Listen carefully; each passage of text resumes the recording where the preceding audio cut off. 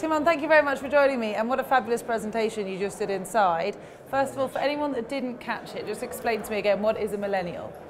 A millennial is the age group between 20 and 34, 35.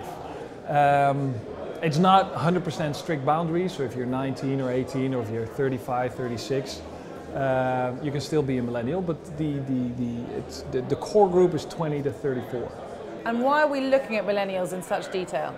That's the question from the organization. So I study all generations, but this was a specific question from the organization because they have a challenge reaching the millennial generation. Okay, so of course we want to get the millennial generation more and more involved in golf, and to summarize the presentation that you've given on stage, what do you think are the key ways to do that? Well, one is everything you read, hear, see about millennials are about digitalization. You need to be online, you need to be on social media, you need to be on Facebook, you need to be on YouTube. That's what everybody is saying, which is true. But on the other hand, what we see now within recent millennial research is that they're unconnecting as well.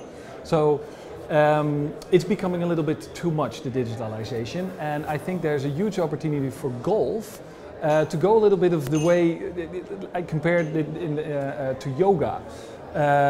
Because golf is never going to be an extreme sport. It's not going to be in the X Games. So if you want to reach people in their 20s, you might want to take the approach of yoga, where you say, all right, now it's time to unconnect. Now it's time to, let's say, take it a little bit easy, be in contact with nature, be outside, and have real contact with friends, and do a really nice, easy sport, because it's not motocross or skateboarding.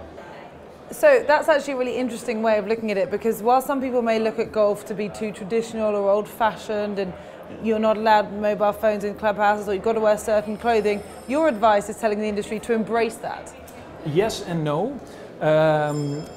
I say combine best of both worlds. So no phones in clubhouse, that's ridiculous, but it might be nice to have two separate spaces. That's what you see happening now. But millennials want to know whom of their friends is playing. Are their friends at the track? You know, what's the weather like? They want to be online until the moment they get on the golf course. And it might be that the golf course, walking around itself, might be completely unconnected. And there might be 2 or 3 spots which will be like, all right, here you can, you know, upload a nice photo, or this is your digital, that's compared to a Kodak moment.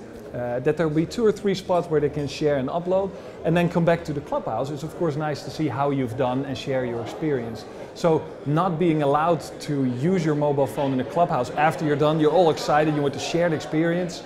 That's ridiculous. That, you know, then millennials are not going to spend time at the clubhouse, but they're just going to go straight home. But it's nice to have it both. So it's not or completely unconnected or completely digital, but it's both at the same time. Good balance. Yes. Do you think golf struggles to connect with the millennial age group at the moment? I think so, yes. I think young people see it as old-fashioned. It takes a long time. You know, it can be. I read in the HSBC report, you know, millennials in their research said they feel intimidated when they come to a golf resort. They see all old people there, and there's signs, no use of mobile phones. What do? You turn around. So I think the Olympics might be a very good moment for them to revolutionize parts of the game and parts of the sport. What do we have to do to get you playing golf? Well, I'm an endurance athlete, so I do open water swimming and downhill mountain biking. So, well, I do yoga. If you take the yoga approach, and that it would almost be a meditative experience, I think that would be the only way to get me playing golf. But that it should be quiet and easy, and it should be just the beauty of the swing. And I think for me, the competition would be gone.